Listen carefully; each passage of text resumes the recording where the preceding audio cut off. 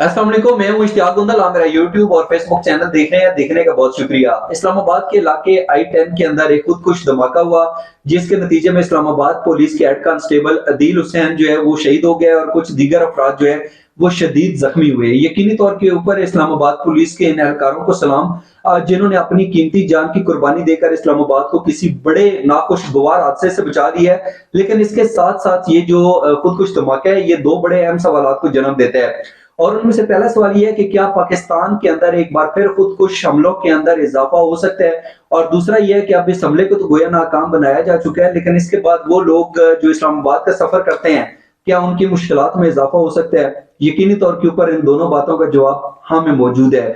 सबसे पहले हम बात कर लेते हैं कि क्या पाकिस्तान के मुख्तलिफ इलाकों में एक बार फिर खुदकुश हमलों में इजाफा हो सकता है।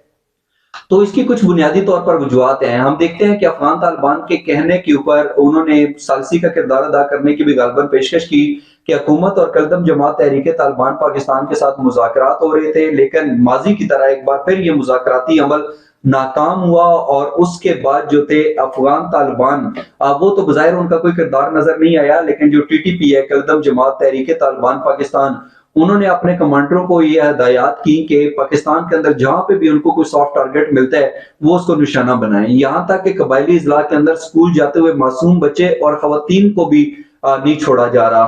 तो अब बजाहिर अगर TTP ने अपने कमांडरों को इस तरीके से हदायत जारी की है, हुक्मनामा जारी किया, तो इसकी बुनियादी तौर पर वजह क्या है? इसकी बुनियादी तौर पर वजह यह है कि जो हम देखते हैं कि पाकिस्तान के अंदर ऑपरेशन रद्दुल फसाद हुआ, और ऑपरेशन रद्दुल फसाद के नतीजे में पाकिस्तान के मुख्तलिफ इलाकों में IBOs, इंटेलिजेंस बेस्ड ऑपरेशन, यानी खुफिया इतलात पर मबनी ऑपरेशन किए गए, सर्च ऑपरेशन किए गए, कॉम्बिंग ऑपरेशन किए गए, और इनका दायरे कार जो था वो पूरे पाकिस्तान में बढ़ा दिया गया, जिसके नतीजे में दहशतगर्द अनासर और उनके जो स्लीपर सेल्स थे उनको चुन चुनकर खत्म करने की कोशिशें की जा रही। और यकीनी तौर के ऊपर ये जो कोशिशें की गई, इसमें सिक्योरिटी फोर्सेस को काफी हद तक कामयाबियां भी मिली। लेकिन इसके साथ हमने देखा कि जब TTP और हुकूमत के दरमियान मुज़ाकरात खत्म हुए, तो उसके बाद वक्ती तौर पे हमें ऐसा लगा कि हुकूमत कंफ्यूजन का शिकार है और हुकूमत फैसला नहीं कर पा रही कि ये दहशतगर्द अनासर हैं, इनके साथ ताकत के जोर पर इनको कुचलना है, इनके साथ निपटना है, या फिर बातचीत करके मेल मिलाप करके कोई मुफाहमती रास्ता निकालना है। जब मुफाहमती रास्ता जो है वो निकालने की कोशिश की गई, लेकिन उसमें एक बार फिर नाकामी हुई, तो फिर रियासत पाकिस्तान ने भी ये फैसला किया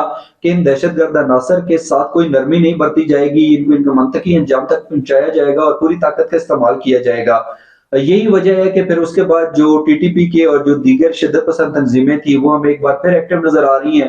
पाकिस्तान के कबायली इजला के अंदर हमने देखा कि मुख्तलिफ दहशतगर्दी की कार्रवाइयां हुई, जिसमें मासूम बच्चों और खवातीन को भी निशाना बनाया गया। बन्नू कैंट के अंदर हमने देखा कि जो CTD का एक सेफ हाउस था, अब वहां पर सिक्योरिटी फोर्सेस के एहलकारों को यरगमाल बना दिया गया। और अगर आप उनकी बात करें, उनकी बॉडी लैंग्वेज देखें, जिन्होंने ये कमाल बनाया हुआ था, तो बड़े यकीन के साथ जो है वो मुतालबा कर रहे थे कि हमें किसी तरीके से अफगानिस्तान पहुंचा दिया जाए। गोया कि जो अफवाज पाकिस्तान थी, जो सिक्योरिटी इदारे थे, उन्होंने उनके खिलाफ फैसला कुर कार्रवाई का आगाज किया। उसके अंदर बहुत सारे दहशतगर्द मारे गए और कुछ जो थे वो गिरफ्तार भी हुए। और बन्नू के बाद हमने देखा कि इस्लामाबाद के अंदर ये जो अभी ताजा तरीन वाकया हुआ है, तो इसका मतलब है कि ये जो शिद्दत पसंद अनासर है पाकिस्तान के मुख्तलिफ इलाकों में ये मुकम्मल तौर पर खत्म नहीं हुए।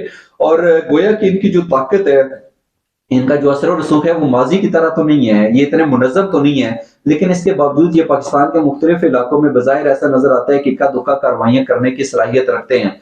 और ये कार्रवाइयां करने की वजह यह है कि वो ये तासर, ये पैगाम देने की कोशिश कर रहे हैं कि हम खत्म नहीं हुए, हम पाकिस्तान के मुख्तलिफ इलाकों में हमारी बाकियात मौजूद है, हमारे कमांडर्स मौजूद है, और हम पाकिस्तान के मुख्तलिफ इलाकों में इस तरीके से कार्रवाइयां करने की सलाहियत रखते हैं। और वो ये कार्रवाइयां इसलिए कर रहे हैं कि रियासत पाकिस्तान उनके साथ बैठे, बातचीत करे, या फिर यह है कि उनके जो नाजायज मुतालबात हैं वो भी माने। लेकिन दूसरी तरफ रियासत पाकिस्तान ने भी फैसला किया है कि अब इनके खिलाफ सख्ती से निपटा जाएगा। तो बज़ाहिर ऐसा नजर आता है कि एक तरफ सिक्योरिटी फोर्सेस अपने लोगों को जो है उनकी जानों के तहफ़्फ़ुज़ को यकीनी बनाने के लिए इकदाम करेंगे, लेकिन दूसरी तरफ शिद्दत पसंद तंजीमों के जो भी अनासर हैं, वो यकीनी तौर के ऊपर पाकिस्तान के मुख्तलिफ इलाकों में पूरी कोशिश करेंगे कि जहां पे भी उनको सॉफ्ट टारगेट मिलेगा उसको निशाना बनाएं। तो यकीनी तौर के ऊपर दहशतगर्दी के खिलाफ जंग जो है, ये एक आम पाकिस्तानी के किरदार के बगैर नहीं जीती जा सकती। ऐसे में ये आपकी जिम्मेदारी है कि अगर आपको अपने माहौल में आस पास कोई मशकूक चीज नजर आती है, तो उसको फौरी तौर के ऊपर जो आला हुकाम है, जो सिक्योरिटी फोर्सेज हैं, जो इदारे हैं हमारे, उनके नोटिस में लाएं, ताकि पाकिस्तान को किसी नाखुशगवार हादसे से बचाने में आप अपना अहम किरदार अदा कर सकें। दूसरी बात ये है कि जैसा मैंने कहा कि दूसरा सवाल ये है यकीनी तौर के ऊपर कि क्या जो लोग इस्लामाबाद का सफर करते हैं इस हादसे के बाद, इस खुदकुश हमले के बाद उनकी मुश्किलात में इजाफा हो सकता है?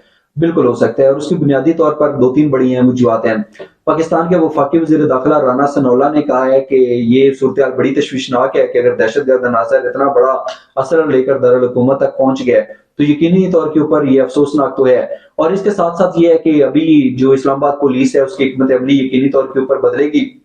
एक वक्त था जब इस्लामाबाद के अंदर हमें जगह जगह के ऊपर नाके नजर आते थे, फिर शेख रशीद साहब ने वो नाके जमा जो है वो बंद कर दिए, खत्म करवा दिए, और जिसका दिल चाहता था इस्लामाबाद के अंदर दंदनाता फिरता था।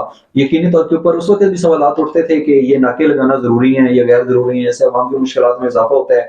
लेकिन फैसला आप खुद करें कि अगर थोड़ी सी गाड़ियों की चेकिंग हो जाती है और आपको 10 15 20 मिनट के लिए किसी जगह के ऊपर कभी कभार ट्रैफिक ब्लॉकेज का सामना करना पड़ता है, तो वो सूरत ठीक है। या फिर ये नाके ना हो, जिसका दिल चाहे आराम से इस्लामाबाद के अंदर दाखिल हो और किसी भी जगह के ऊपर उसको सॉफ्ट टारगेट ढूंढ कर निशाना बना सके। इसका फैसला बहरहाल आपने खुद करना है। और अब यकीनी तौर के ऊपर इस हादसे के बाद इस्लामाबाद के अंदर जो गाड़ियों की चेकिंग है उसके हवाले से सख्ती की जाएगी।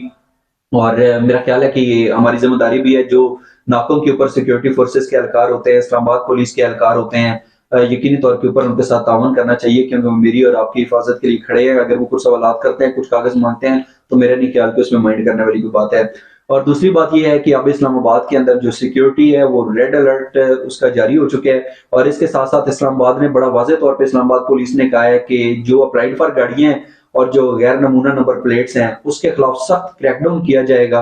और इस तरह की जो चीजें हैं, इस तरीके से जो सरगर्मी है, उनको बिल्कुल बर्दाश्त नहीं किया जाएगा। और इसके साथ साथ ये भी उन्होंने कहा है कि किसी को इस्लामाबाद के अंदर जो है वो असला लेकर चलने की इजाजत नहीं होगी। तो यकीनी तौर के ऊपर ये जो सिक्योरिटी के हवाले से अगर इस तरीके से इकदाम किए जाते हैं, तो मेरा ख्याल है कि जिस तरीके से पाकिस्तान के अंदर एक बार फिर खुद कुछ हमलों के अंदर इजाफे के हवाले से तहफ़्फ़ुज़ात का इज़हार किया जा रहा है, मेरा ख्याल है कि अब जो सिक्योरिटी के इंतजाम है यकीनी तौर के ऊपर उनमें तेजी आनी चाहिए, ताकि पाकिस्तान के मुख्तलिफ इलाकों में दहशत गर्दों का निशाना बनाने से रोका जा सके। इस हवाले से आप क्या कहते हैं? आपका क्या फीडबैक है? अपना कीमती फीडबैक जरूर दीजिएगा और जाने से पहले इस चैनल को सब्सक्राइब करना ना भूलिएगा। अपना बहुत सा ख्याल रखिए। अल्लाह हाफिज।